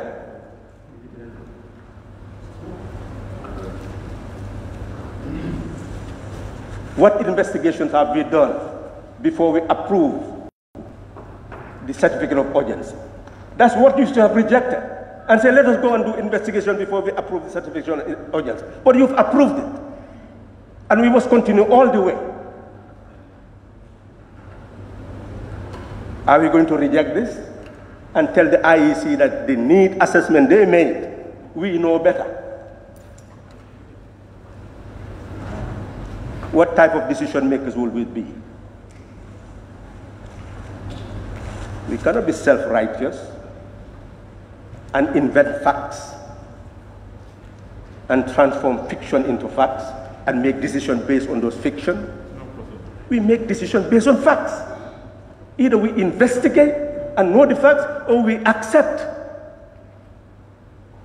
Because we have the power and they have no power but to request. But they have a duty to deliver free, fair, and genuine elections. What is missing, Honorable Speaker, is diaspora voting. How much did they need to carry it? Why didn't they include it in the SAP? That is a question we should ask, and that's a question the minister should seek to answer. By putting it back to them, that they are asking me, why haven't you included this in your own assessment, in your own request for SAP? Honorable Speaker, we want to know. We don't want this parliament to be complicit for the failure to respect the rights of our citizens, to vote under Section 39 of the Constitution. They have a right. And we are not going to be seen to be part of those who violated that right. Let the problem go elsewhere. Somebody should accept the blame, not this National Assembly, because we are ready. I'm sure every member here is ready to approve a budget for diaspora voting to take place. I think so, anyway. At least I am. So, Honorable Speaker, the next element is the Minister of Interior. Everybody is complaining, crime is increasing, crime is increasing, crime is increasing. This sum is pittance. Our committees had gone to police stations. We have seen the cells. We have seen the suffering of the officers as well as those people who are detained. They do not eat proper meals. They are detained in congested environments. We're talking about COVID-19. They are under threat. The officers are under threat because they have to accommodate those prisoners. We should come to the rescue of this institution rather than just complain. From them, they said this is what they need temporarily to be able to manage the situation until we come to the actual appropriation, to reconsider how to finance our own security, finance law enforcement, finance crime prevention. That is what we are being asked.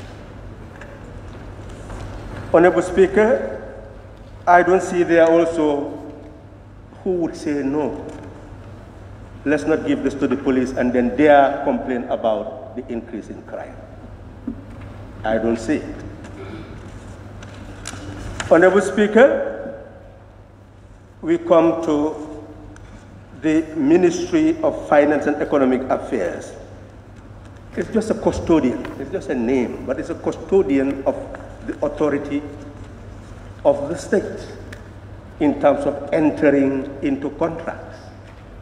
This we are being told is payment of arrears owed to the ECOWAS Bank of Investment.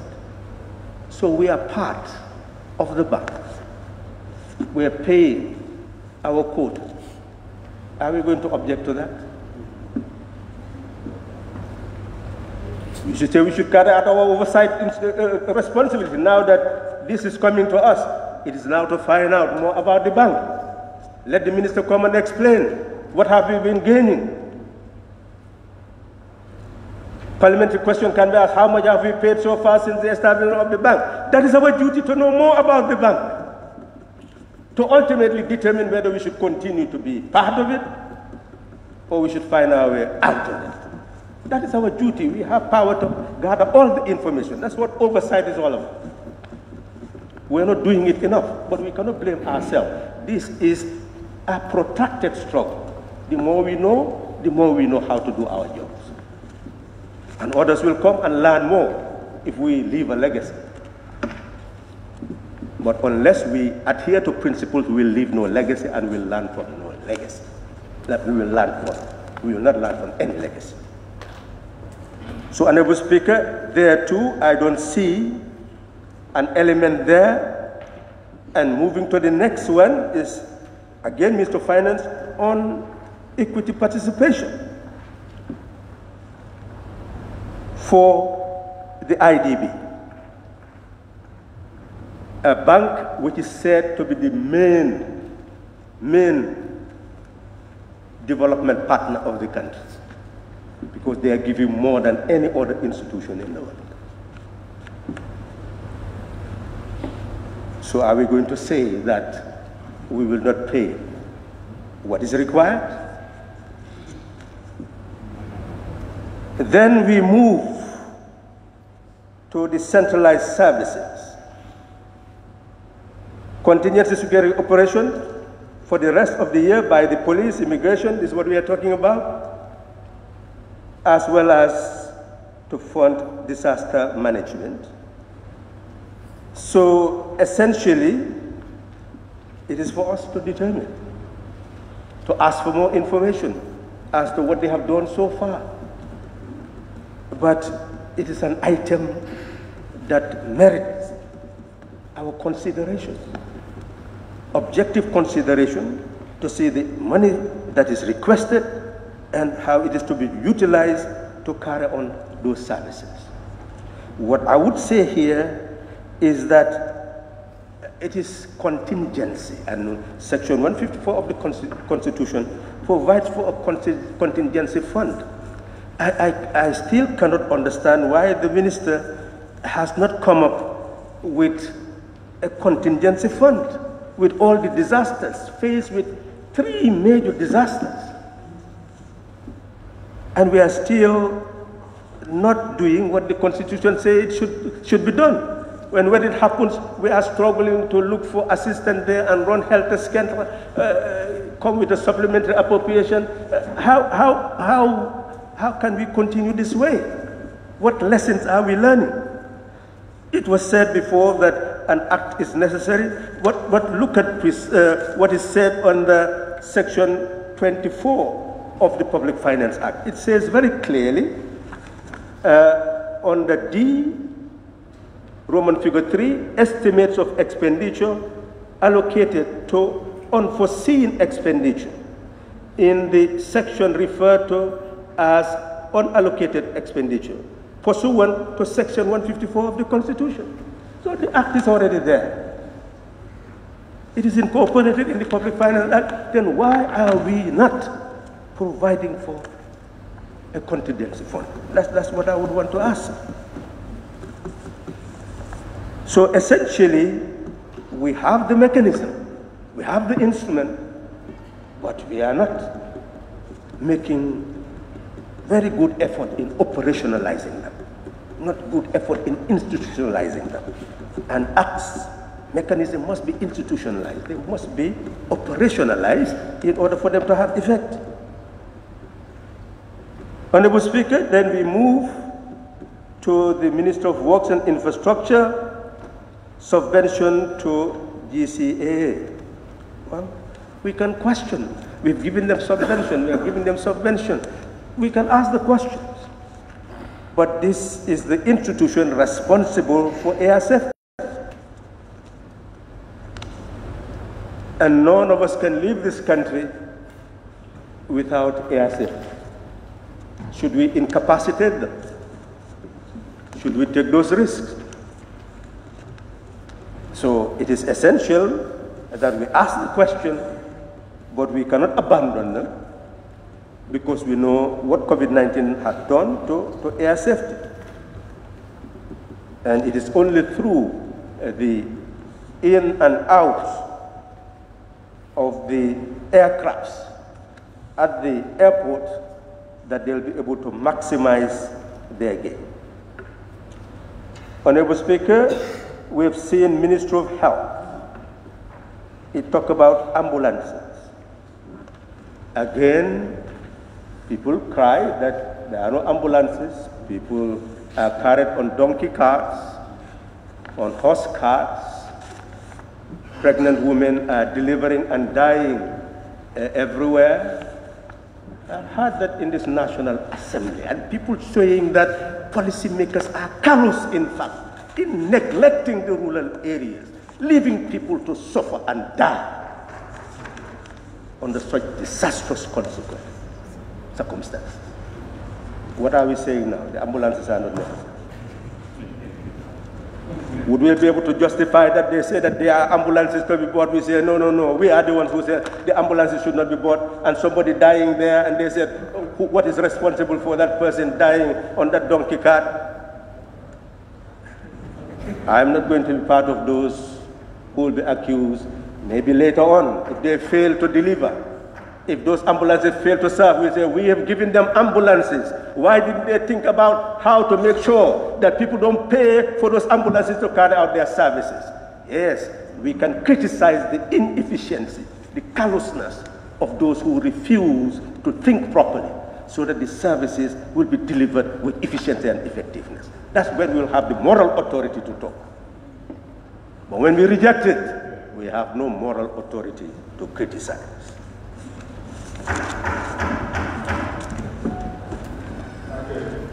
Honorable Speaker, the Ministry of Information, they're talking about elections. Yes, GRTS election. I will not be among those who will deny GRTS election, but I will say GRTS. I don't want to use that language, it will be unparliamentary. This institution is not covering us. There should be a live coverage of the sessions of this National Assembly, giving live coverage to DRRC.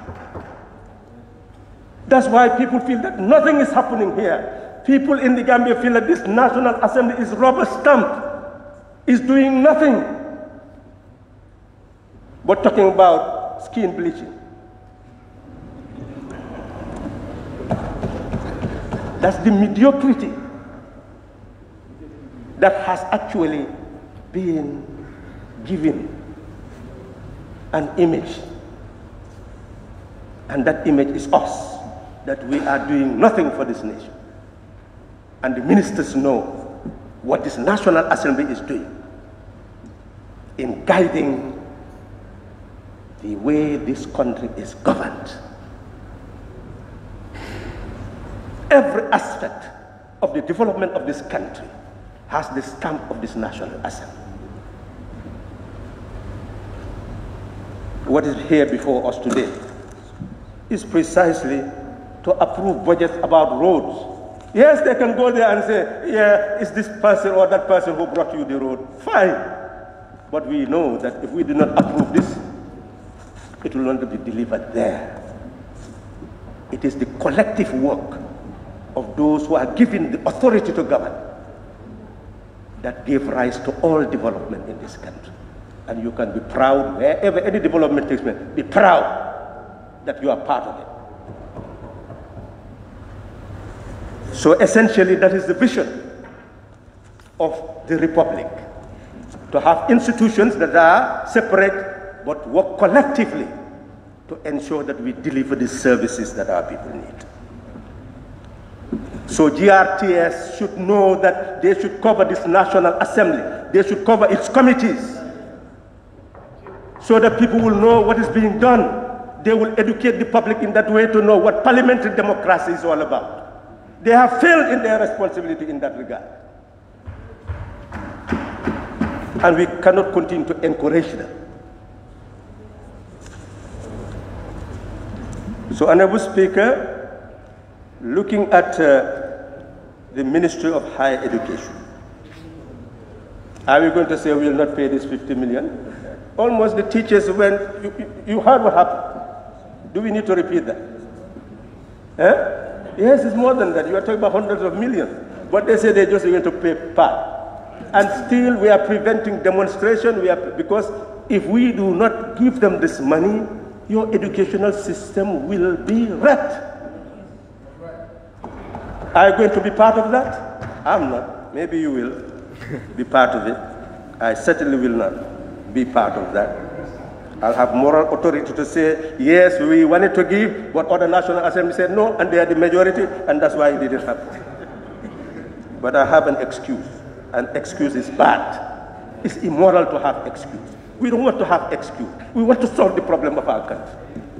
We should not be able to sleep and see our country slipping into chaos. That's not good governance. So we've gone to the issue of development. That's the recurrent part. And every element there is an element that we have seen to be necessary. That is why it is put before us. The development is Ministry of Defense. Honorable Speaker, the Gambia has been involved in peacekeeping since 1990. Over 6,000 Gambians had participated in peacekeeping missions. And the reason why your army is where it is, and it is not as rebellious as should have been expected, is because of peacekeeping. Most of these soldiers who had gone to Darfur, police officers, security personnel, have fine self-contained buildings, small businesses, transport and taxis, and are actually maintaining the lives of their families because of peacekeeping mission.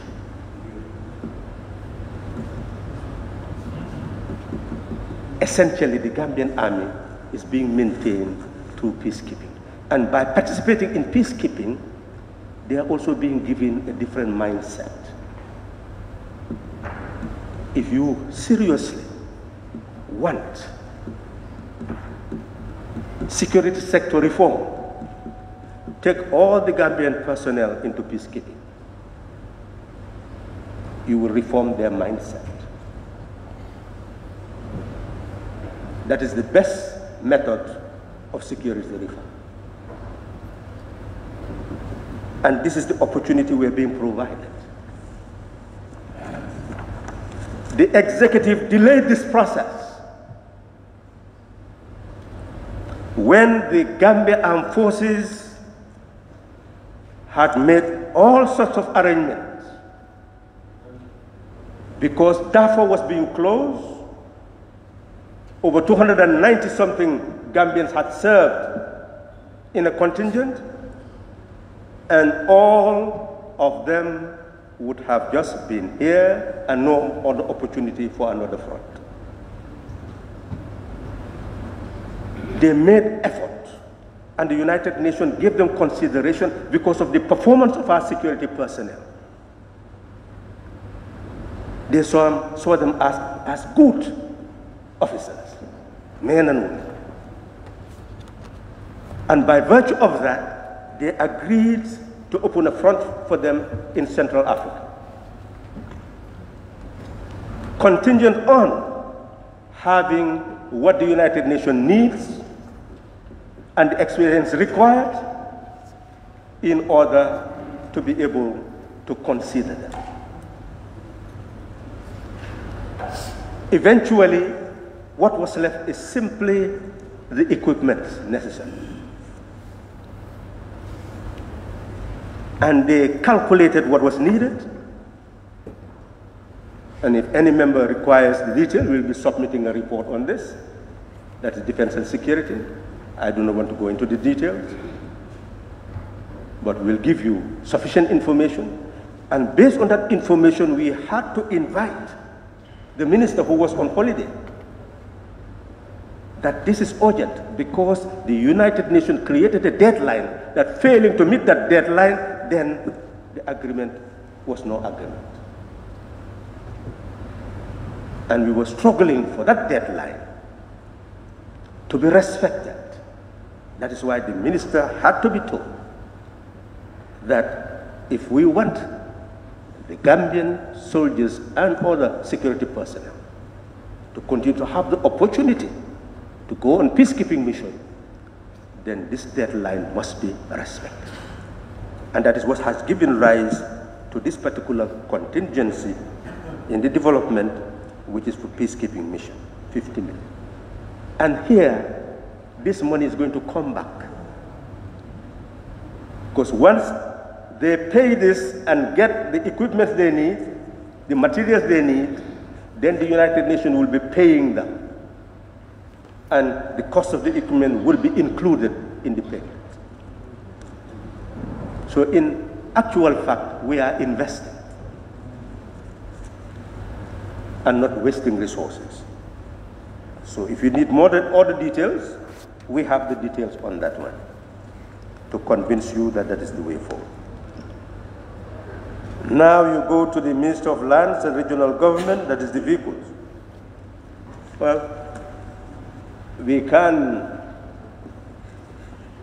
be academic about it and not be practical and feel that we don't like the deputy governors, so what is their role, what is their function, what is the function of a government? We can all trivialize the function of a government, of a deputy governor. But suppose you are a deputy governor and you don't have transport, government vehicle. How would you feel? Who created the deputy governor? It's a citizen of the Gambia. You created the office of governor, deputy governor. In my own political conception, I would never want to see a governor of a region. I would want to see a regional permanent secretary serving that ministry to carry out the government functions and monitor government services in a particular region. I would like to see that. And that there will be no political function. It will be purely an administrative function.